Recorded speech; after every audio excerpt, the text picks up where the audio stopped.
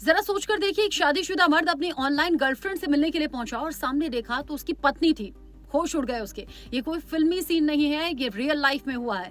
मध्य प्रदेश के ग्वालियर से खबर सामने आई, जहां पर एक पत्नी को अपने पति पर शक था, क्योंकि अक्सर वो फोन पर बिजी होता था, घर पर टाइम नहीं देता था। और जब पत्नी ने पूछा कि कहीं तुम्हारा कोई अफेयर तो नहीं है, तो उसने कहा नहीं, ऐसा कुछ नहीं है, कंपनी के और काम की कॉल्स आते रहते हैं और मैं हमेशा के लिए सिर्फ और सिर्फ तुम्हारा हूँ। लेकिन पत्नी को शक था, तो उसने अपनी बहन की आईडी पर एक सिम अलॉट कराया, उसी से एक फेक आईडी बनाई और फिर सुंदर सी लड़की की डीपी लगाकर अपने पति को फ्रेंड रिक्वेस्ट भेज दी। पति ने तुरंत एक्सेप्ट भी कर ली। दोनों के बीच में बातचीत होने लगी और ये बातचीत 1-2 दिन नहीं बल्कि 2 महीने तक चली और घंटों घंटों चैट्स आपस में चला करते थे।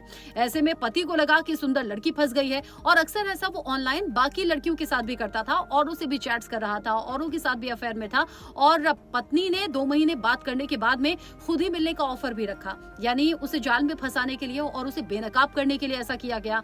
लड़का एकदम से तैयार हो गया कि हाँ, मिलते हैं। एक रेस्टोरेंट में सज धज कर वो पहुंचा अपनी गर्लफ्रेंड से मिलने के लिए, लेकिन सामने देखा उसकी अपनी पत्नी थी। फिर भी उसने झूठ बोला, उसने कहा मैं तो किसी क्लाइंट से मिलने के लिए आया था।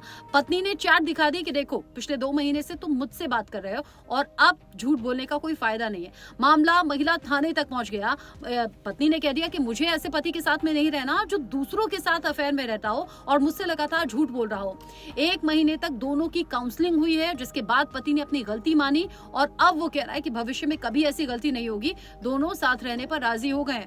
लेकिन आपको क्या लगता है, इस तरह के मर्द कभी सुधरते हैं क्या? गलती मान लेते हैं लेकिन चोरी छिपे ये जारी रखते हैं। मुझे तो ऐसा लगता है। आपको कैसा लगता है, बता सकते हैं।